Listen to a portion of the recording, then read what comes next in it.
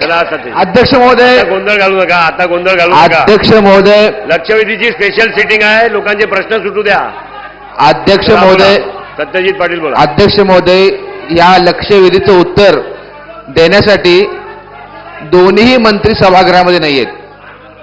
अध्यक्ष महोदय, या लक्षवेधी नेमकं उत्तर कोण देणार आहे? लक्षवेधीचं उत्तर कोण देणार आहे? ग्रामविकास राज्यमंत्री. अध्यक्ष महोदय, पंकजाताई काही महत्त्वाच्या कामानिमित्त बाहेर असल्यामुळे त्यांनी ही जबाबदारी मला दिलेली आहे आणि राज्य मंत्रिमंडळाची कलेक्टिव्ह जबाबदारी असते. मी समर्थ आहे उत्तर द्यायला. तर यासाठी आमची काय हरकत नाही, पण त्यांनी उत्तर देताना त्यांनी तेवढ्या जबाबदारीने द्यावं. ठीक आहे. अध्यक्ष महोदय, हा प्रश्न काय माझ्या एकट्याच्या मतदारसंघातला नाहीये, हा संपूर्ण राज्याचा प्रश्न आहे. एप्रिलपासून गेले 8 महिने या ठिकाणी ग्रामपंचायतीची कर वसुली बंद आहे. अध्यक्ष, गेल्या 8 महिन्यामध्ये ग्रामपंचायतींना एवढ्या अडचणी येतात, त्यांच्याकडे पाण्याची बिलं भरायला पैसे नाहीत, त्यामुळे MSCB त्यांचे कनेक्शन तोडत आहेत, तिथे टंचाई निर्माण होते. अध्यक्ष महोदय, गटारातली घाण काढायला सुद्धा पैसे नाहीत. कर्मचाऱ्यांचं वेतन जे आपण देतो वसुलातनं ते या ठिकाणी 8 महिने थकीत आहे. आणि अध्यक्ष महोदय, या ठिकाणी कोर्टाचा निर्णय काय आहे? घर फाळा वसूल करणं असं ते मांडलेलं नाहीत, त्यांनी जुन्या पद्धतीला त्यांनी त्या ठिकाणी स्थगिती दिलेली आहे आणि नवीन या ठिकाणी पद्धत विकसित करा त्यांनी असा स्पष्ट आदेश दिलेला आहे. अध्यक्ष महोदय, गेले 8 महिने या ठिकाणी आपलं शासन त्या ठिकाणी नवीन पद्धत हे विकसित करू शकलेलं नाही. अध्यक्ष महोदय, प्रश्न गंभीर आहे. माझे अध्यक्ष 2 प्रश्न या ठिकाणी. पहिला प्रश्न, आपण ही नवी कर प्रणाली लागू किती दिवसांमध्ये करणार आहात?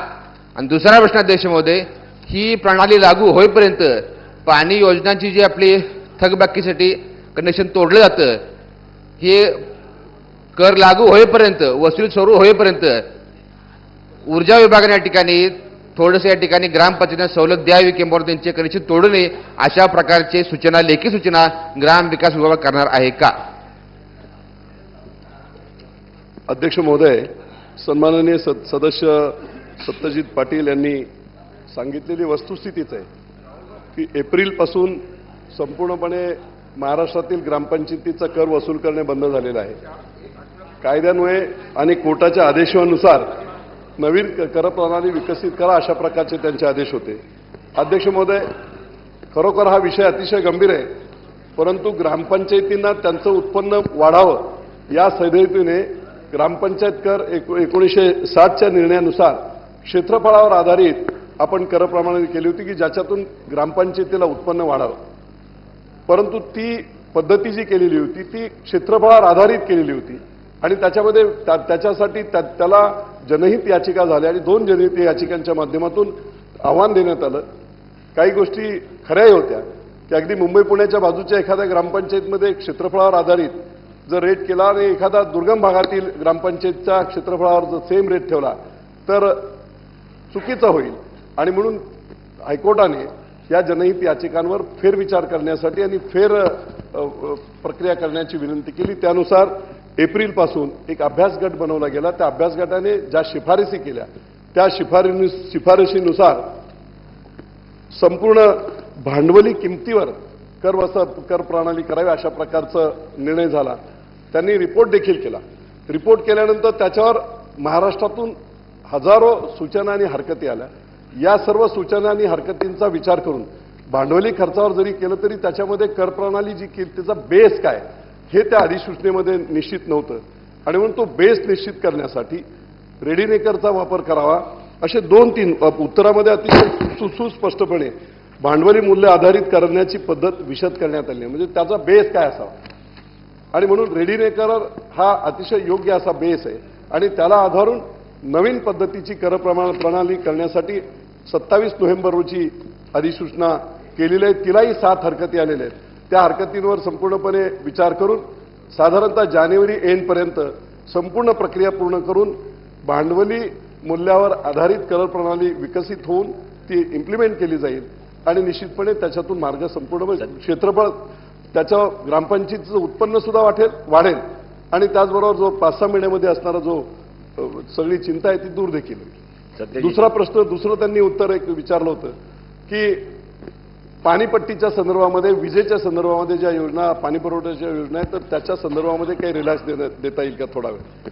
अध्यक्ष महोदय, मी आपल्याला सांगू इच्छितो की कर प्रणाली बदल होत असताना मालमत्तेचा कर वसूल करण्यासाठी बंदी होती, परंतु पाणीपट्टी वसूल करण्यासाठी नव्हती. उत्तरामध्ये अगदी सुस्पष्ट लिहिलेलं आहे. तर पाणीपट्टीवर जर वसूल करण्यासाठी जर आपल्याला बंदी नसेल तर पाणी पुरवठा योजना ज्या आहेत त्याचा संपूर्ण खर्च नाही. म्हणून मी सांगतो की जानेवारी एंडपर्यंत हे पूर्ण होऊन जाईल आणि पूर्ण झाल्यावर संपूर्ण वसूल होईल. दुसरा मार्गच नाही, कारण कोर्टाने दिलेले निर्णय होते त्याच्यानुसार आपण नवीन कर प्रणाली केली. नवीन कर प्रणालीला सुद्धा हरकती आणि सूचना खूप मोठ्या प्रमाणात आल्या. त्याच्यावर अभ्यास गटाने जो निर्णय घेतलाय त्यानुसार चांगली कर प्रणाली, त्याला फक्त 7 हरकती आलेल्या आहेत आणि त्या अगदी व्हॅलिड आहेत.